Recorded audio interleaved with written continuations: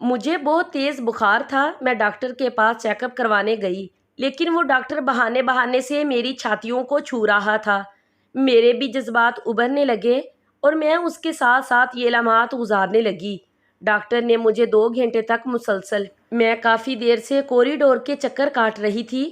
میرے پیٹ میں شدید درد ہو رہا تھا۔ یہ درد کافی دنوں سے لگاتار ہو رہا تھا، مگر پہلے برداشت کے قابل تھا اور اب کچھ سمجھ نہیں آ رہا تھا کہ کیا ہو رہا ہے۔ میرا شوہر عمران دبئی میں جاب کے سلسلے میں رہتا تھا اور یہاں سب کام مجھے ہی دیکھنے پڑتے تھے۔ گھر کے باہر ابھی بھی مجھے اکیلی ہی آنا پڑا اور اس بات سے مجھے اور تکلیف ہو رہی تھی۔ بھلا کوئی تو ہو جو ساتھ دل میں جوئی کرے، مگر میرا تو سارا سسرال بھی دوسرے شہر میں تھا اور مائکہ بھی۔ میاں جی نے بڑے شوق سے گھر بنوایا تھا، یہاں کے پرسکون ماحول میں رہوں گا، مگر خود تو دبئی چلے گئے، مجھے یہاں اکیلا ہمیشہ کے لیے چھوڑ کے۔ مس سونیا، نرس نے میرا نام پکارا تو میں ڈاکٹر کے کلینک کی طرف چلی گئی، جہاں ڈاکٹر حسن کا کیبن تھا۔ الٹرا ساؤنڈ کیا کرتے تھے۔ ڈاکٹر اقصیٰ کو صرف ڈاکٹر حسن کی رپورٹس پر ہی بھروسہ تھا۔ میں مشکل چلتی ہوئی اندر گئی۔ ڈاکٹر بھی کوئی رپورٹ بنانے میں مصروف تھا۔ انہوں نے مجھے بیڈ پر لیٹنے کا اشارہ کیا اور خود اپنا کام مکمل کرنے لگے۔ میں نے پردہ ہٹایا اور پھر سے برابر کر دیا اور خود بیڈ پر لیٹ گئی، جہاں لیٹنے کے لیے چادر رکھی گئی تھی۔ میں نے چادر اپنے اوپر ڈالی۔ 5 منٹ بعد ڈاکٹر کی آواز آئی، میں آ جاؤں مس سونیا؟ انہوں نے مؤدبانہ انداز میں پردے کے پیچھے سے سوال کیا۔ آ جائیے ڈاکٹر، میں نے آہستہ سے جواب دیا۔ ڈاکٹر نے آتے ہی مشین آن کی اور میری طرف متوجہ ہوئے اور الٹرا ساؤنڈ کرنے کے ساتھ ساتھ سوالات بھی کرتے رہے، لیکن میں نے دیکھا اچانک ان کے چہرے کی رنگت کچھ عجیب سی ہو گئی تھی۔ اب وہ میرے سوال کے جواب میں صرف ہاں ہوں کہتے جا رہے تھے۔ ان کے چہرے پر جو تشویش کے آثار تھے، میں تو کافی گھبرا گئی۔ کیا ہوا ڈاکٹر؟ میں نے گھبرا کے پوچھا تو وہ کافی دیر تک چپ رہے اور بولے، آپ ایک کام کریں، کل میرے کلینک آ جائیے، بس یہاں نزدیک ہے۔ اس جگہ تو میں ڈاکٹر اقصیٰ کے کہنے پہ آیا کرتا ہوں۔ آپ سے ساری بات میں آرام سے کروں گا، فی الحال آپ گھر چلی جائیں۔ ڈاکٹر رپورٹس بنانے لگا اور مجھے ایک بار پھر غور سے دیکھا اور پھر رخ موڑ لیا۔ مگر ڈاکٹر، مجھے بہت تکلیف ہو رہی ہے، میں کب تک برداشت کروں؟ میں نے تھوڑا سا غصے سے کہا تو کہنے لگا، میں ڈاکٹر کو بتا دیتا ہوں، وہ آپ کو آج کے لیے میڈیسن دے دیں گی، ابھی آپ جائیے۔ میں غصے سے باہر نکلی۔ بھلا یہ کیا بات تھی؟ کچھ بتا بھی نہیں رہا تھا، اوپر سے اپنے کلینک آنے کا کہہ دیا۔ باہر نکل کر مجھے معلوم ہوا یہ ڈاکٹر اقصیٰ کوئی ایمرجنسی کے ساتھ تو ان کو ہسپتال جانا تھا اور وہ کیس کروا کر ہی واپس آتی ہیں۔ ایسا ہوا کرتا تھا تو ان کو جانا پڑ جاتا تھا، لیکن آج تو میں بالکل انتظار بھی نہیں کر سکتی تھی۔ میں نے نرس کو کہا کہ میرا درد سے برا حال ہے، پلیز نرس مجھے کوئی دوا دے دیں، تو انہوں نے ڈاکٹر سے فون پر بات کی اور فی الحال کے لیے مجھے میڈیسن دے دی اور میں نے وہ میڈیسن لے لی اور فارمیسی میں ہی پانی کی بوتل لے کر وہ گولیاں میں نے کھا لی تاکہ کچھ تو مجھے فرق پڑے۔ گھر واپس آ کر میں بہت روئی۔ یہ بھی کیا زندگی تھی، میری اکیلی جیوں اور اکیلی ہی میں مروں، ہر درد تکلیف پریشانی اکیلی ہی میں برداشت کروں۔ شوہر تو باہر بیٹھا ہے، بس نوٹ بنانے میں لگا ہوا ہے اور میں یہاں یہ سب برداشت کر رہی تھی۔ میں کافی دیر تک روتی رہی۔ کچھ دیر بعد عمران کی کال آئی تو میں نے سارا غصہ گھر کا انہی پر نکال دیا۔ وہ کافی دیر تک مجھے سمجھاتے رہے، مگر میں کچھ سننے کو تیار ہی نہیں تھی۔ میں نے فون کاٹ دیا تھا اور میں کافی بہتر محسوس کر رہی تھی۔ شاید دوائی نے بھی اثر کیا تھا، جو درد بھی کم ہوتے ہوتے ہمیشہ کے لیے ختم ہو گیا تھا۔ اب مجھے صبح پھر جانا تھا ڈاکٹر حسن کی ایک کلینک پر۔ انہی سوچوں میں مجھے نیند آ گئی۔ میں صبح اٹھی تو میرا موڈ بہت فریش ہو رہا تھا۔ مجھے لگ رہا تھا کہ مجھے آرام کی دوائی بھی دی تھی ڈاکٹر نے، تبھی تو میں اب سکون سے سو پائی تھی اور درد بھی کم تھا، مگر پھر بھی ہو رہا تھا۔ میں نے ملازمہ سے ناشتے کا پوچھا تو وہ جلدی سے میرا من پسند ناشتہ بنا کر لائی۔ مجھے بھوک بھی لگی ہوئی تھی اور اس طرح روزمرہ کے کاموں میں شام ہو گئی اور میں ڈاکٹر کے کلینک کی طرف جانے کو تیار ہو گئی۔ کچھ ہی دیر میں وہاں پہنچ چکی تھی۔ ڈاکٹر نے مجھے کلینک میں بلایا اور بیٹھنے کا کہہ کر دروازے کو بند کر دیا۔ میں بے چین ہو گئی کہ انہوں نے دروازہ کیوں بند کیا ہے، اور وہ جلدی سے بھاگتے میرے پاس آئے اور جو کچھ انہوں نے مجھ سے کہا میرے تو ہوش ہی اڑ کے۔ میرا نام سونیا ہے اور میں نے خوشحال گھرانے میں آنکھ کھولی تھی اور میں سونے کا چمچ منہ میں لے کر پیدا ہوئی تھی۔ پاپا کو لگتا تھا کہ میں ان کے نصیب کھولنے آئی ہوں۔ میں جیسے ہی پیدا ہوئی بابا کو ایک بہت بڑا کانٹریکٹ ملا تھا۔ وہ تصور بھی نہیں کر سکتے تھے اور اس پروجیکٹ کی وجہ سے وہ کہاں سے کہاں پہنچتے چلے گئے۔ ان کا چھوٹا سا کاروبار اب بہت پھیل چکا تھا۔ میرے پاپا مجھے پیار سے لاڈو کہہ کر بلاتے تھے۔ میں بہت ناز پیار میں پلی بڑی تھی۔ روپیے پیسے کی کوئی بھی کمی نہ تھی، مگر میری جوانی پر قدم رکھتی ہی مجھے عجیب سا احساس ہوا تھا۔ مجھے محسوس ہوتا تھا کہ ہمارے گھر میں کوئی ایسا راز ضرور چھپا ہے جو مجھے کبھی بھی معلوم نہ ہوا تھا، مگر کچھ تو تھا جس کے پردے داری تھی۔ میں بابا اور ماما کو کئی بار اکیلے میں کسی بات پر بحث کرتے ہوئے دیکھا کرتی تھی، مگر وہ مجھے دیکھ کر ہی خاموش ہو جایا کرتے تھے۔ میں چاہ کر بھی ان سے یہ راز معلوم نہ کر پائی۔ کالج کے بعد سے میں نے اپنی چھٹیاں گزاری تھی تو میں نے نوٹ کیا کہ بابا کے گھر سے جاتے ہی مما ڈرائیور کو گاڑی نکالنے کا حکم دیتی اور ان کے ساتھ کہیں چلی جاتی۔ پہلے تو میں نے غور نہیں کیا، مگر پھر ایک دن جب میں نے پوچھا تو ماما ہڑبڑا گئی اور کہا، بیٹا میں جہاں چاہتی ہوں میں آپ کو نہیں بتا سکتی۔ ان کی اس بات پر میں انہیں عجیب نظروں سے انہیں دیکھنے لگی، اور ایسی بھی کیا بات ہے جو آپ مجھے نہیں بتا سکتی؟ یہ تو انہوں نے بڑی پھیکی سی مسکراہٹ کے ساتھ بولا۔ سونیا تم پریشان نہ ہو، میں بس اپنے دوستوں سے ملنے چلی جایا کرتی ہوں، گھر میں رہ رہ کر میں بہت بور ہو جاتی ہوں۔ ماما یہ کیا بات ہوئی؟ بھلا اپنے گھر میں کون بور ہوتا ہے؟ اور اب تو میں ابھی گھر پہ ہوتی ہوں۔ مجھے شدید حیرت ہونے لگی تھی۔ ایسی بھی کیا بات تھی وہ اپنی اکلوتی بیٹی کے ساتھ وقت گزارنے کی بجائے دوستوں کے پاس چلی جاتی تھی؟ میری بات پر وہ بس سر جھٹک کر وہاں سے چلی گئی اور مجھے بہت تکلیف ہو رہی تھی ان کے خیالات سن کر، جبکہ بابا تو جب بھی گھر میں ہوتے بس میرے آگے پیچھے پھرا کرتے اور ان کی ہر ممکن کوشش ہوا کرتی تھی کہ وہ میری ہر خواہش کو پوری کریں۔ ویسے تو ماما بھی مجھ سے بہت پیار کیا کرتی تھی، مگر آج ان کا یہ رویہ کچھ عجیب سا تھا۔ میں نے جب سوچنا شروع کیا تو مجھے محسوس ہوا کہ ماما مجھے بابا سے لاڈ کرتے دے کر کچھ اداس ہو جایا کرتی تھی۔ اب تو مجھے شک ہونے لگا کہ وہ میری سوتیلی ماں تو نہیں۔ ایک ایسے ممکن تھا، میں نے اپنی پیدائش کی تصاویر دیکھی تھی تو ان میں ماما ہی تھی جو ہسپتال میں مسکرا رہی تھی۔ ان کے ہاتھ میں ڈرپ لگی ہوئی تھی۔ میں جب چھوٹی تھی تو بہت میں ڈرا کرتی تھی۔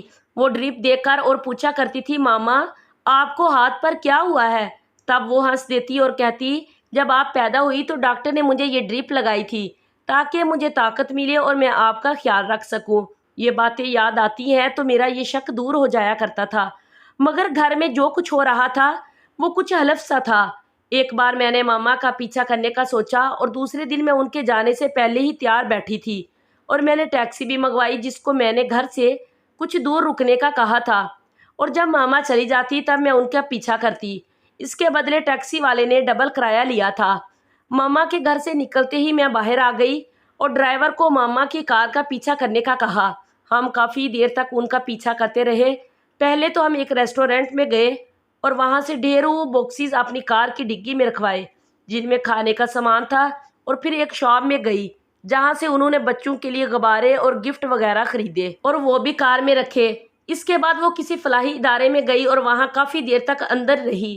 میں دیکھ رہی تھی کہ وہاں کے ایک بندے کے ساتھ وہ کھانے پینے کا سامان نکلوایا تھا اور اندر لے کے گئی، مگر کچھ پھول اور غبارے اپنے ہاتھ میں لے کر اندر گئی تھی۔ باقی کا سارا سامان ڈرائیور نے نکلوایا تھا، اور تقریباً 2 گھنٹے بعد مما باہر نکلی تھی۔ جاتے وقت وہ جتنی خوش لگ رہی تھی اور آتے ان کا چہرہ اتنا ہی اترا ہوا تھا۔ وہ گاڑی میں بیٹھ کر آنے لگی ہی اور مجھے لگا وہ گھر کی طرف جائیں گی۔ تبھی ہی میں نے جلدی سے ٹیکسی ڈرائیور کو واپس چلنے کا کہا، اور میری جلدی مچانے پر وہ کافی جلدی ہی مجھے گھر لے آیا۔ میں نے ان کا کرایہ دیا اور جلدی سے اندر کی طرف بھاگ گئی۔ میں نے ملازمین کو کچھ نہیں بتایا تھا کہ میں کہیں باہر گئی تھی، اور نہ ہی کسی نے مجھے جاتے دیکھا تھا، بس واپس آتے دیکھا تھا۔ چوکیدار نے کوئی سوال نہ کیا تھا، اور مما کی عادت نہیں تھی کہ وہ ملازمین سے پوچھ تاچھ کرتی، لیکن میری توقع کے برعکس ماما 2 گھنٹے بعد واپس آئی۔ اب میں پچھتا رہی تھی کہ میں اتنی جلدی کیوں وہاں سے واپس آئی۔ میں نے مما کی طرف غور سے دیکھا، وہ کافی تھکی سی لگ رہی تھی۔ مجھے بہت افسوس ہوا۔ میں نے انہیں پیار سے گلے لگایا تو وہ میری اچانک حرکت پر ہنسنے لگی۔ کیا کر رہی ہو؟ اپنی پیاری سی ماما سے پیار کر رہی ہوں؟ میں نے لاڈ سے کہا تو انہوں نے میرا ماتھا چوما۔ مجھے بہت ندامت ہونے لگی تھی کہ میں نے اپنی ماما کو بہت غلط سمجھا۔ وہ تو نیک کام کے لیے جایا کرتی تھی اور شاید اس لیے مجھے نہیں بتاتی تھی کہ ان کی نیکی برباد نہ ہو جائے۔ اس دن کے بعد میں نے ان کی ٹو میں لگنا ہمیشہ کے لیے چھوڑ دیا۔ ویسے بھی میری یونیورسٹی میں ایڈمیشن ہونے والا تھا۔ میں اپنی تعلیم کے لیے بہت سنجیدہ تھی۔ اب میں نے آگے کی پلاننگ پہ دھیان دینا شروع کر دیا۔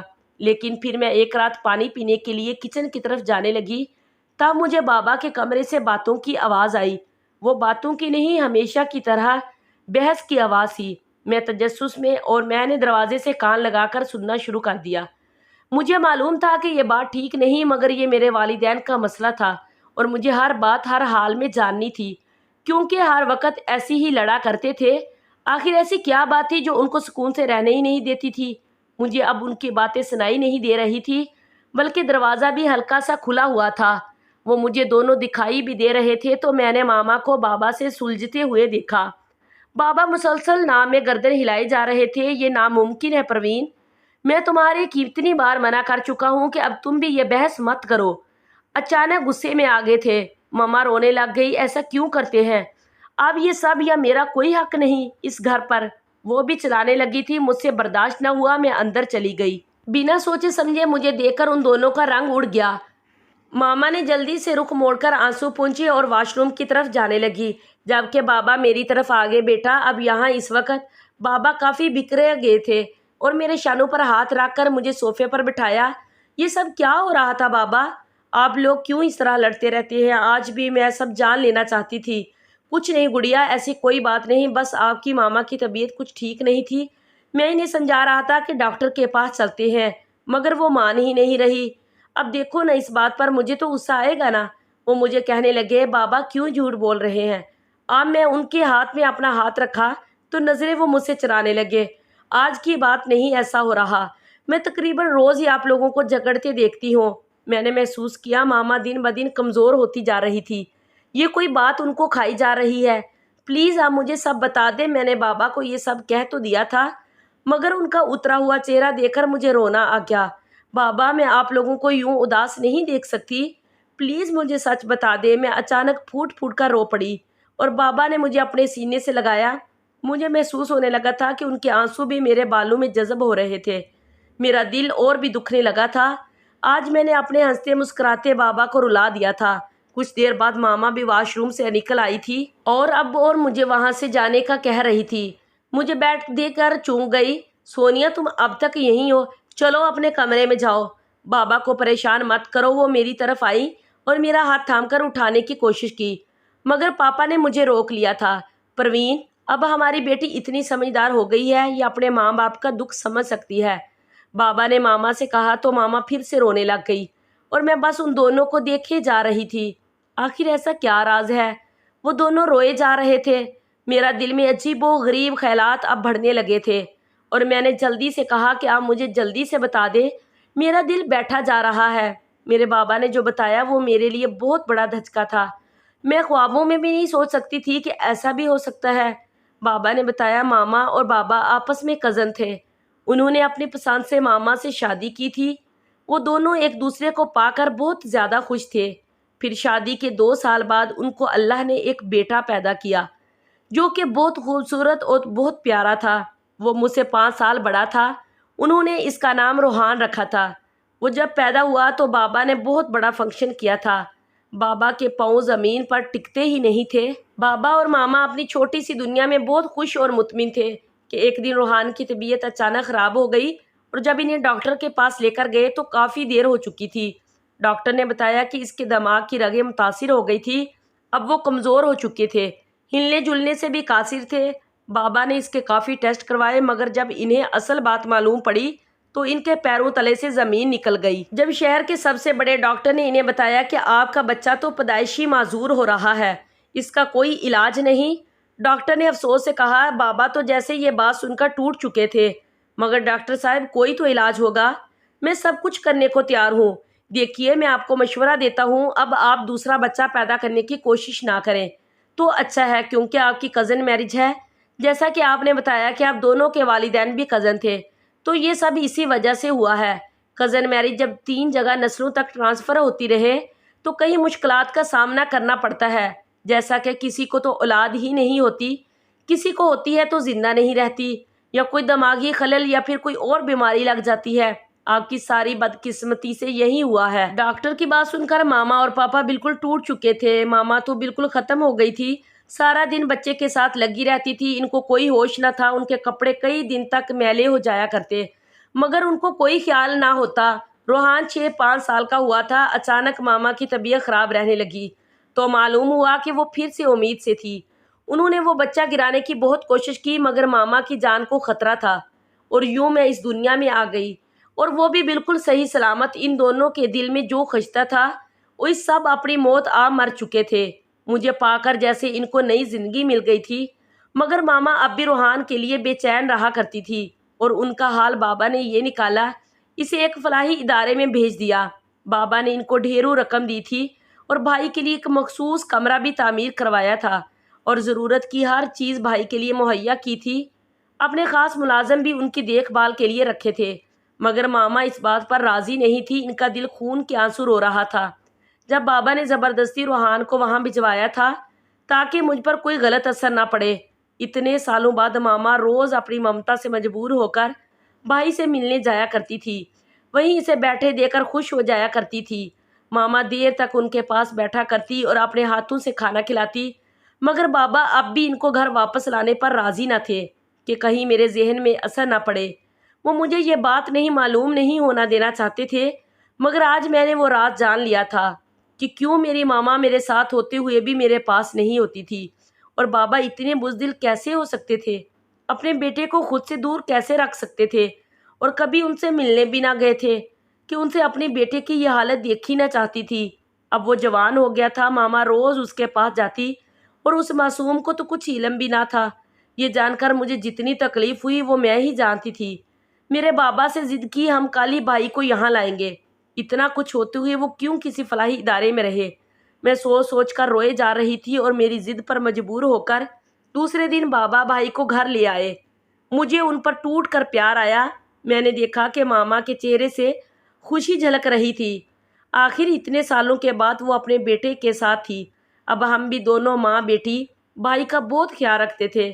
میرے بھائی میں کافی بدلاؤ آتا جا رہا تھا۔ میں نے دیکھا وہ پاگل نہیں تھا، بس ان کا ذہن چھوٹا رہ گیا تھا، اور وہ خود کو چھوٹا سا بچہ سمجھتے تھے، اور وہ باتیں بھی کیا کرتے تھے، کبھی کبھی تو ایسے باتیں کرتے کہ سیانے بھی دنگ رہ جاتے۔